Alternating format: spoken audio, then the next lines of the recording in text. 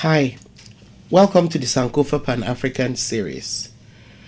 Our guest today is Emmanuel Kulu Jr., who is a career social worker with a passion for history and the creative arts. He's of Cameroonian descent. Black Pharaoh, is Emmanuel Kulu's novel, is a fast-paced Egyptian story.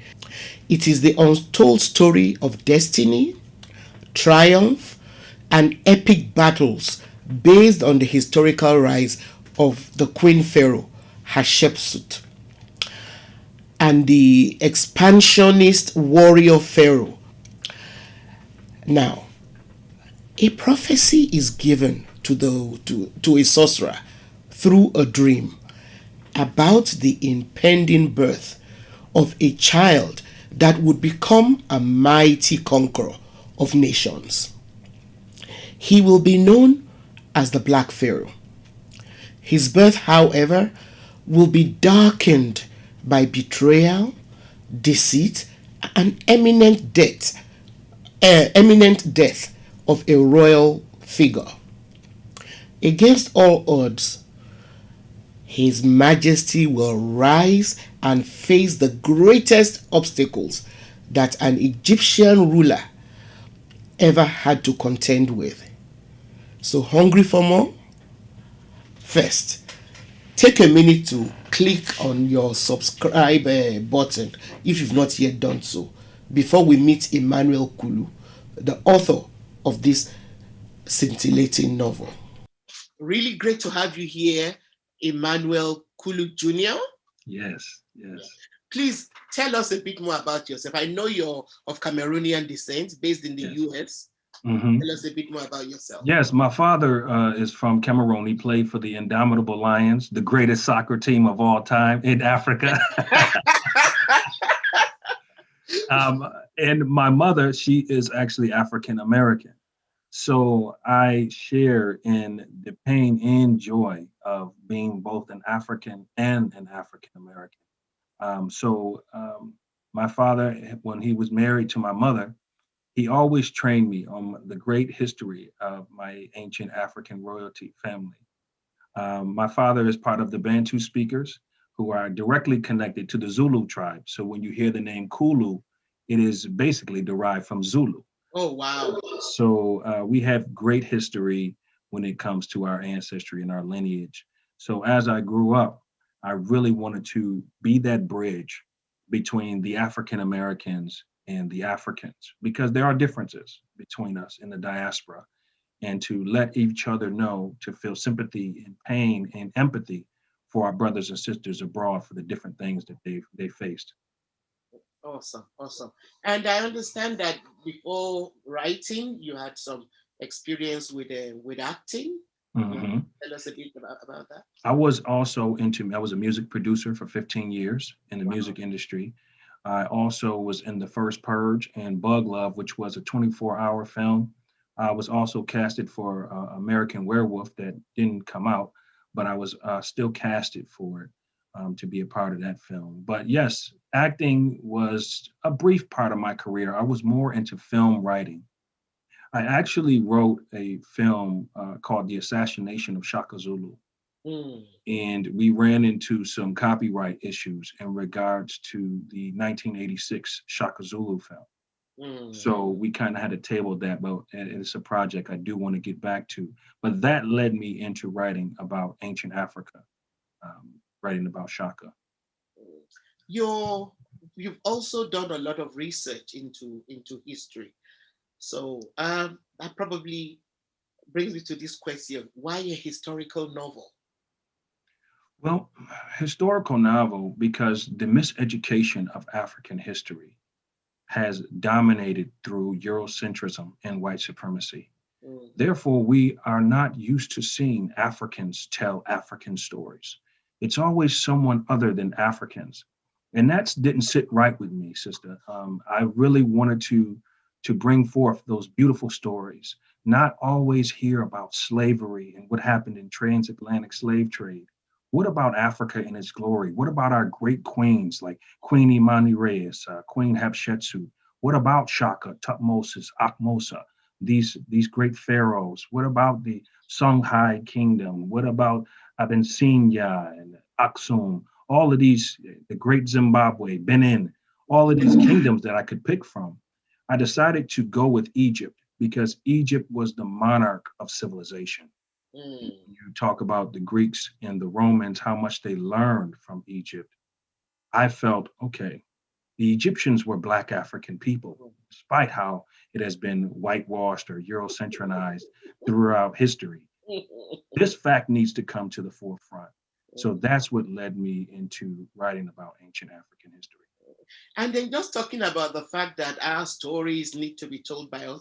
I mean, bringing it back to the issue you've had with your assassination of the Shaka Zulu movie that you've had to table, because that Shaka Zulu film where you ran into copyright issues with was not done by Africans. Exactly.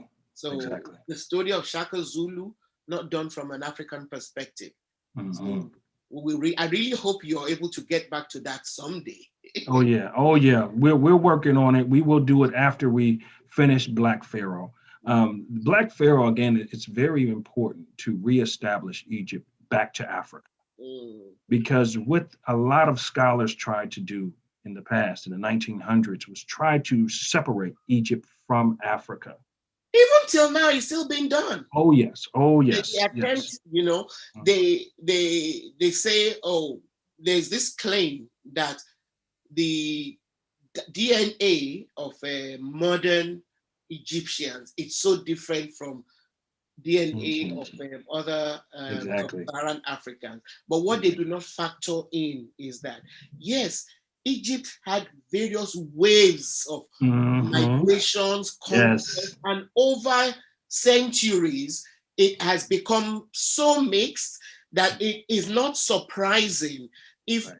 modern Egyptians share a lot of DNA with with non-African. African. But that Yes. does not take away from the fact that the original Egyptians, the ones in charge of the great ancient civilizations, were Africans Africans. Black Africans. from places like Somalia. Mm-hmm. They moved upwards, they moved, Yes. eastwards into Egypt and made those civilizations. And there is evidence, Hard evidence. yes, there are archaeological evidence, to prove it. So, Mm-hmm. okay, so please, I can't wait. I'm sure our viewers are, anxious to hear you read an excerpt from your novel, Mm-hmm. Black Pharaoh. And sister, I also wanted to mention the selection of who the main characters of the book were. I chose Hatshepsut because we hear so much about Nefertiti, which was a great queen of Egypt. We hear so much about Cleopatra, which could connect to ancient Greece, obviously. Mhm. But we don't hear about Hatshepsut, who ruled Egypt for 20 to 25 years. This was an African queen who had the longest stint run as the absolute ruler. Mm. And also, I wrote about Tutmosis II, who was the greatest conqueror in comparison to somebody like Shaka Zulu. I mean, Shaka was the great conqueror of the South, and Tutmosis was the great conqueror of Northern Africa, who conquered all the way up into the Black Seas and as far south as Nubia. So I wanted to tell this story about this great African queen and this great African conqueror. So, and combine those stories and bring it to the forefront. And what is came up with? Such an interesting read. I loved, I loved every bit of it. Thank you, And sister. I'm I'm very very sure that readers who pick it up will not regret doing so. So please share an excerpt with us. Yes, yes. I'm just glad that I'm very happy that people can take a glimpse into ancient Africa from an African perspective. When we're talking about the foods that Egyptians ate, we're talking about import, export, trade with other African nations. We're talking a little bit about war. We're talking about conflict with the Asiatics. we're There's talking about. love also. There's romance. There's romance. Yes, there's romance. I mean, we have to see these Egyptian people. Sometimes we look at them as God figures, but we forget they were human beings. Mhm. They made mistakes. They made bad choices sometimes. They lived somewhat like regular human beings just They behind the were palace. regular human beings. Right, right. I Even though think when they died, they became deified, or even during their lifetimes, because of who they were, people tended to deify them, but they were human beings. exactly. And also in the book is the connection to the biblical studies. Usually when you study Egyptology, and I'm sure you notice yourself, they try to separate the Bible, which the Bible actually validates a lot of the um, Black African origins of ancient Egypt. It always groups Ethiopia and Egypt and Cush into the sons of Ham. So we know this to be very clear. And also, there's a major connection between the Israelites and the Egyptians as well through biblical history. Joseph had Egyptian wives, his brothers had Egyptian wives. Moses took a Cushite wife. So clearly, these Israelites, even though many may consider them to be Afro-Asiatic, mixed with African people throughout their history. Can we have your excerpt? Can you read to us? Yes. The wrath of the queen comes to Nubia. In the cold on a rainy evening, Hatshepsut rode behind the supreme forces in a golden war chariot as they made way to Nubia. Hatshepsut dispatched a messenger to the Nubian camp with deceptive news. Her scheme intended to make them believe Egypt had withdrawn their forces from the battle. In vainglory and unbeknownst to them, she planned to storm the city with relentless wrath. One Nubian rebel general stood up after they heard the news. The Kemites withdrew their campaign. The cowards must have realized they could not defeat us. Tomorrow we go to Kemet to overthrow and remove their Pharaoh. Once again, the Nubians shall rule Kemet and the rest of the world. A great day this is, men. Let us celebrate, for tomorrow brings the dawn of a new era. The Nubian military chanted great cheers and celebrated until dusk. The men enjoyed themselves. They ate, drank, danced, and sang praises of victory, unaware of Hatshepsut's diabolical plan. She sent two spies ahead of her to report the right time to strike. From a distance off, Hatshepsut and the supreme forces surrounded the Nubian camp. Unnoticed, they awaited the return of the two spies. Hatshepsut's army gathered around her. On this day, we shall take no prisoners, destroy everyone, and show no mercy. As you have heard, their plan is to storm upon Kemet tomorrow. We must eliminate them and end this tonight. Your queen is with you. Fight for your brothers and leave none of our own behind. Amun-Ra is with me. General Octo prepared the ranks for battle and awaited Hatshepsut's command to attack. The two spies returned breathless. The Nubians are into their deep celebration, said one of the spies. They are blind to our presence, great queen. The second spy stepped forward. Their soldiers are quite drunk in celebration. At your command, great queen, now is the time to strike. The rain calmed after intermittent downpours. Ready for battle, Hatshepsut's 100,000 troops remained erect and silent in battle formations. Hatshepsut sat rigid but elegant, high on her horse. She rode back and forth in the front of her brigade from one end to the other and expected her men. Unsettled by these unfamiliar battle conditions, she quieted her mind in meditation to Amun-Ra. The power of Amun-Ra came upon the queen with a strong wind, which only she felt. His voice also came to her, which only she heard. I have delivered the Nubians into your hand. On this day, you shall become the mightiest of all queens of Kemet. She unlatched her eyes, and she was strengthened and renewed. Her anxieties transformed into ambition. Ready for battle, She drew her sword. Attack! Like a meteorite, the Egyptian supreme forces crashed down on the intoxicated Nubians from the hills.